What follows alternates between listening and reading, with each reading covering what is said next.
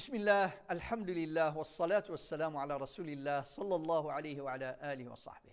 Chères sœurs, chers frères, bienvenue au dernier épisode de votre série Les clés de la victoire. Nous vivons en ce moment les derniers jours du mois béni Ramadan, le mois de la miséricorde et de l'immersion spirituelle. Pour notre cher prophète sallallahu alayhi wa sallam ainsi que pour les premiers musulmans, c'était le mois des efforts, des victoires.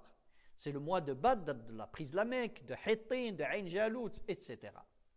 Chères sœurs, chers frères, la victoire a bien des causes et des clés. La vraie victoire ne peut venir que de Allah subhanahu wa jal. Wa man nasru illa min indillah. Donc le musulman vit sur cette terre avec un cœur attaché à son Seigneur. Le croyant demande constamment assistance à Allah dans tout ce qu'il entreprend. Son cœur excelle dans les causes spirituelles en même temps que son corps excelle dans les causes matérielles. Le musulman, alors, vit avec une mission claire sur terre, a des objectifs précis. Il sème le bien sur terre. Le croyant comprend que les épreuves sont une étape fondamentale dans le chemin de la victoire. Cela développe en nous la résilience, cette qualité indispensable à la victoire, qui nous permet de tempérer les chocs de la vie, de voir ce qu'on apparaît ici, pas comme des échecs, mais plutôt comme des apprentissages qui nous font grandir et qui nous propulsent vers l'avant. La quatrième clé, chères sœurs, chers frères, qui est aussi indispensable pour toute victoire dans cette vie ou dans l'au-delà, le jour du jugement, c'est le bon comportement, c'est le bel agir, c'est le savoir-vivre. Notre cher prophète sallallahu alayhi wa sallam dit « Innama bu'ithtu li utammima makarim al-akhlaq » Je n'ai été envoyé que pour parfaire le bon comportement, la noblesse du comportement. Chères sœurs, chers frères, quelle grande victoire, quelle belle victoire que de gagner le paradis, que de gagner la proximité de notre cher prophète Muhammad sallallahu alayhi wa sallam. Abu Huraira radiyallahu anhu a dit, on a demandé au messager d'Allah sallallahu alayhi wa sallam de ce qui faisait entrer le plus les gens au paradis. Il n'a pas dit beaucoup de salat, beaucoup de jeûnes, beaucoup de sadaqa. Même si ces actions sont louables et importantes, il dit taqwallah wa husnul khuluq. La crainte d'Allah et la bonne moralité, le bon comportement. Et dans un autre hadith authentique, rapporté par Jabir, notre cher prophète, nous dévoile ce qui s'est bien aimé. Il dit, ceux d'entre vous que j'aime le plus et qui seront assis plus près de moi le jour de la résurrection sont ceux d'entre vous qui jouissent du meilleur comportement. Dans une autre version, il dit, al-muwatta'una aknafa. Ça veut dire ceux qui sont agréables à vivre. Ceux qui apprécient la compagnie des gens et que les gens aussi apprécient leur compagnie. Ceux qui sont sociables. Chères sœurs, chers frères, même dans la transmission, dans l'éducation de nos enfants, on ne transmet jamais ce qu'on veut, ni ce qu'on sait. On ne peut transmettre à nos enfants et à nos élèves que ce qu'on est, notre savoir-vivre, notre comportement. Le bon comportement, chères sœurs, chers frères, attire les bénédictions d'Allah dans cette vie et a pour récompense dans l'au-delà le bonheur éternel et la béatitude. Le bon comportement, chères sœurs, chers frères, et le bel agir est indispensable pour toute victoire. Je me rappelle qu'un jour, un jeune homme venant me dire que dans son travail, il stagne, il n'a pas de promotion et qu'il y a des gens qui viennent après lui et qui progressent dans le travail, mais pas lui. C'était mon élève à la mosquée.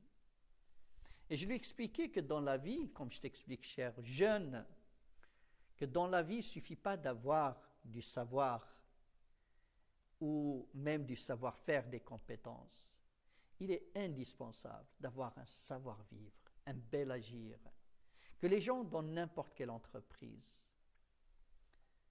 apprécient les gens qui sont faciles, agréables à vivre, qui mettent une belle ambiance dans le travail. Parce que ça, ils savent que ça va booster en productivité aussi. Chères sœurs, chers frères, si le bon comportement est une clé fondamentale de la victoire, sachez que une des grandes causes de la défaite sur le plan personnel, familial, sociétal, c'est la désunion, c'est la division. C'est pour cela que Allah subhanahu wa ta'ala nous dit dans la sourate Al-Anfal, la sourate 8, le verset 46, وَلَا تَنَازَعُوا فَتَفْشَلُوا وَتَذْهَبَ رِيحُكُمْ. Et ne vous disputez pas, sinon vous fléchirez et perdre votre force. Et soyez endurants, car Allah est avec les endurants. Dans la même sourate, verset 63, un peu plus loin, il dit, Allah subhanahu wa ta'ala, il a uni leur cœur par la foi. Ça veut dire que c'est Allah qui a uni les cœurs des compagnons autour du prophète sallallahu alayhi wa sallam. Aurais-tu dépensé tout ce qui est sur terre, tu n'aurais pu unir leur cœur. Mais c'est Allah qui les a unis. Il est le sage, il est le puissant et sage. Un bon leader, chères sœurs, chers frères, c'est celui qui réussit la cohésion de son équipe, qui bâtit une équipe solide, motivée, avec des gens qui s'aiment et qui se respectent. Chères sœurs, chers frères, nous sommes dans les 10 derniers jours de Ramadan. Dans ces 10 jours, comme vous savez, il y a Laylatul Qadr. Laylatul Qadr où est descendu le Coran. Les actes d'adoration durant cette nuit sont meilleurs que les adorations durant 1000 mois. Ça veut dire 83 années et 4 mois. Je vous raconte une petite histoire de Laylatul Qadr pour comprendre l'importance du comportement en islam. D'après Ubada ibn Samit, le prophète sallallahu alayhi wa sallam sortit pour informer les musulmans du moment de la nuit du destin. Alors que 2 hommes parmi les musulmans se disputaient. Donc le prophète sallallahu alayhi wa sallam, en route, il a trouvé ces 2 musulmans qui se disputaient.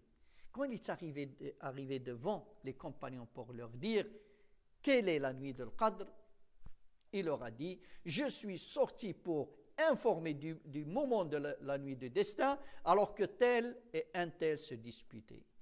Et elle a été enlevée. Ça veut dire on me l'a fait oublier. Et c'est peut-être mieux pour vous. Imaginez, chères sœurs, chers frères, que à cause de 2 personnes qui se disputaient, une information cruciale pour la communauté a été perdue, qui est la date de Laylatul Qadr. Que pensez-vous de familles qui se déchirent, de groupes de musulmans qui se disputent, de pays? Imaginez combien de grâce, combien de miséricorde nous passe à côté. Chères sœurs, chers frères, notre mère Aïcha radiyallahu anha, comme vous le savez très bien, a demandé au prophète sallallahu alayhi wa sallam le dua de la nuit des destins, de Laylatul Qadr. Il lui a dit, suppose que je connaisse le moment de la nuit du destin, qu'est-ce que je dois dire? Et le prophète sallallahu alayhi wa sallam lui a dit, dis à Aïcha, Allahumma innaka afuun tuhibbul afwa fa'fu anni. Je veux qu'on s'arrête devant ce beau dua que beaucoup de musulmans récitent en ce moment. Qu'est-ce qu'on est en train de dire? Allahumma innaka afuun. Ya Allah, tu es le grand pardonneur. Tu aimes ce grand pardon, pardonne-moi. Donc le afou, ce n'est pas le pardon. C'est plus fort que le pardon. Le pardon, c'est de ne pas t'en vouloir de ce que tu as fait. Mais le afou, si Allah te donne le afou, ça veut dire qu'il ne va pas t'en vouloir, il ne va pas te juger, et tu ne le trouveras même pas dans ton livre de péché le jour du jugement. Même les témoins, tes mains qui ont péché, la terre où tu as péché, Allah il va les faire oublier. C'est quelque chose d'énorme. C'est pour cela que le prophète sallallahu alayhi wa sallam nous demande de le dire durant Laylatul Qadr. Mais ce terme de afou je veux que vous faites très attention parce qu'il est cité dans le Coran dans un autre contexte. Allah Azza wa Jal dit فَلْيَعْفُوا وَلْيَصْفَحُوا أَلَا تُحِبُّونَ أَنْ يَغْفِرَ اللَّهُ لَكُمْ. Ça veut dire, dis à mes serviteurs qu'ils se pardonnent entre eux, qu'ils tournent la page. Puis il nous dit, voulez-vous pas que je vous pardonne moi-même? Ça veut dire, Allah Azza wa Jal te dit ici, si tu n'es pas capable de pardonner à ton frère, à ta sœur, à tes voisins, tu n'es pas crédible quand tu dis, Allahumma innaka afoun tuhibbul afwa fa'fu anni. Et tu dis, tu ne sais pas ce qu'il m'a fait. Oui, je ne sais pas ce qu'il t'a fait, mais toi tu sais ce que tu as fait entre toi et Allah subhanahu wa ta'ala, et que tu espères qu'Allah te pardonne. Vous savez, ce verset que je viens de dire est descendu dans une très belle histoire de Sayyidina Abu Bakr radiyallahu anhu, à la suite de l'événement qu'on appelle l'événement de l'Ifk, où on a accusé notre mère Aïcha radiyallahu anha d'adultère, la mère du croyant. Et vous savez que l'une des personnes qui véhiculait cette rumeur, il s'appelait Mistah ibn Uthatha. Mistah, il était un orphelin pris en charge par Abu Bakr, qui est le père de Aïcha radiyallahu anha. Donc quand Allah Azza wa Jal a innocenté Aïcha, Abu Bakr a su que Mistah faisait partie des gens qui véhiculaient cette rumeur. Il a juré par Allah de ne plus rien donner à Mistah. N'importe quelle personne d'entre nous n'aurait fait pareil, voire pire. Mais Allah Azza wa Jalla a descendu ces versets du Coran pour lui dire non, il y a Abu Bakr, tu ne dois pas faire ça. La valeur, c'est la valeur du pardon. Il lui dit, et que les détenteurs de richesses et d'aisance parmi vous, donc s'adressant à Abu Bakr, ne jurent pas de ne plus faire don aux proches, aux pauvres et à ceux qui immigrent dans le sentier de Allah. Qu'est-ce qu'il doit faire? Qu'il pardonne, qu'il pardonne et absolve. أَلَا تُحِبُّونَ أَنْ يَغْفِرَ اللَّهُ لَكُمْ. N'aimez-vous donc pas qu'Allah vous pardonne? Et Allah est pardonneur et miséricordieux. C'est la sourate 24. Vous trouvez ça dans le verset 22. Chères sœurs, chers frères, et maintenant à la fin de cette série, la vraie question qui se pose, avons-nous réussi notre Ramadan? Chacun d'entre nous, il a un critère fiable pour savoir si il a réussi Ramadan ou pas.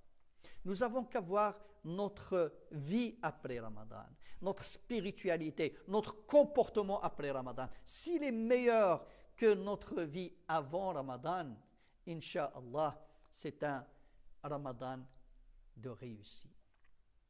Mais si notre vie après Ramadan redevient comme avant Ramadan, voire pire, c'est ce qu'on a raté quelque chose. C'est ce que Ramadan n'a effectué en nous aucun changement positif, aucun impact positif. Chères sœurs, chers frères, Ramadan, certes, c'est le mois de l'immersion. Ça veut dire le but, c'est pas qu'après Ramadan, on continue sur le même rythme que pendant Ramadan. Non, parce que son but, c'est de nous booster en spiritualité, en salat, qiyam, lecture du Coran, bienfaisance envers les vulnérables. Ramadan, il a aussi ce rôle, il a cassé en nous ces croyances limitantes. Ces croyances que si on ne mangeait pas pendant 17 heures, on n'est pas bien performant, on a faim, etc. Si on dort peu dans la nuit, ça veut dire on va manquer énormément de sommeil. Et on a découvert, même qu'on ne mange pas 17 heures, on est performant. Quand on dort un sommeil de qualité, on est performant. Ramadan, donc, nous a fait expérimenter une grande leçon de la baraka, de l'efficience. Chères sœurs, chers frères, nous voilà à la fin de votre série, les clés de la victoire. Bien sûr qu'il n'y a pas que 4 clés, le chiffre n'est pas exhaustif. À la fin, je vous souhaite de très belles victoires dans votre vie, ici-bas et dans l'au-delà. Je finis par vous dire que le sourire pour vous et pour les autres, c'est une thérapie, c'est une sadaqa. وابتسامتك في وجه أخيك صدقة. Faites des sourires à vos proches et je vous souhaite Eid Mubarak. وصلى اللهم وسلم على سيدنا محمد وعلى آله وصحبه والحمد لله رب العالمين.